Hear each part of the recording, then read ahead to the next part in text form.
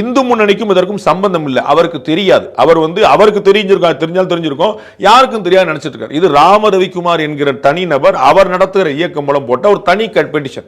அதற்கு இந்து முன்னணி உள்ள வரவே கிடையாது, இந்து மக்கள் கட்சி வர கிடையாது, பாஜக வர கிடையாது, RSS. இவர் பாஜக மட்டும்தான் எல்லாத்துக்கும் பிறகு உள்ள வந்துச்சு. அவங்க உள்ள என்ட்ரியை கொடுக்க கிடையாது. அப்ப இவங்க இந்து முன்னணி அவங்க சேர்ந்து செய்து. அப்ப ஓகே, ரெண்டாவது பாயிண்ட். மூணாவது பாயிண்ட், இந்து முன்னணியையும் இந்து மக்கள் கட்சியையும் ராம ரவிக்குமாரையும் பாஜகவையும் RSSையும் நரேந்திர மோடினா கடுமையாக எதிர்க்கிறாங்க திமுக.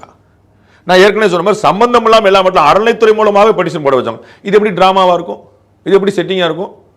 அப்ப 41 பேர் கரூர்ல இறந்தது யாருடைய செட்டிங்னு கேட்டாங்கன்னா இது யாருடைய செட்டிங்? இது என்ன கணக்கு? எல்லாத்தையும் போற போக்கில் எல்லாத்தையும் சொல்லிட்டே போறதா? அதுக்கு ஏதாவது லாஜிக் ஃபேக்ட் ஏதாவது கணக்கு ஒன்று வேண்டாமா?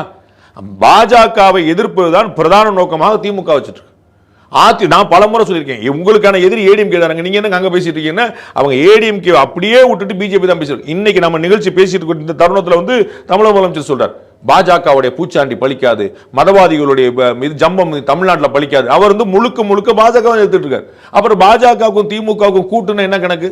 அப்ப உங்களுக்கும் யாருக்கும் கூட்டு? அதை நீங்க பேசணும்ல, ஏன் பேச மாட்டேன்றீங்க?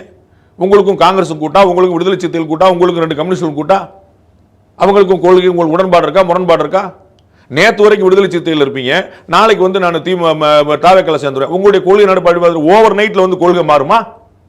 இல்ல நான் கொள்கையில சரியா தான் இருக்கேன், அண்ணன் திருமாவளவன் சரியா இருக்கான்னு நீங்க சொல்லுங்க. அப்ப எதுக்கு நீங்க அவர் கட்சி மாறுனீங்க? உங்களுடைய செயல்பாட விடுதலை சிறுத்தைகள் இருந்தவங்க ஏன் எதிர்த்தாங்க? ஆதவர்ஜுனாவை விடுதலை சிறுத்தைகளை எதிர்த்தது யாரு? பாமகவா, பாஜகவா, அதிமுகவா? விடுதலை சிறுத்தைகளுடைய தலைமை நிர்வாகிகள் எதிர்த்தாங்க. நீங்க உள்ளடி வேலை பண்ணிட்டு இருக்கீங்க, தப்பான நோக்கத்தை பண்ணிட்டு இருக்கீங்க அப்படின்னு.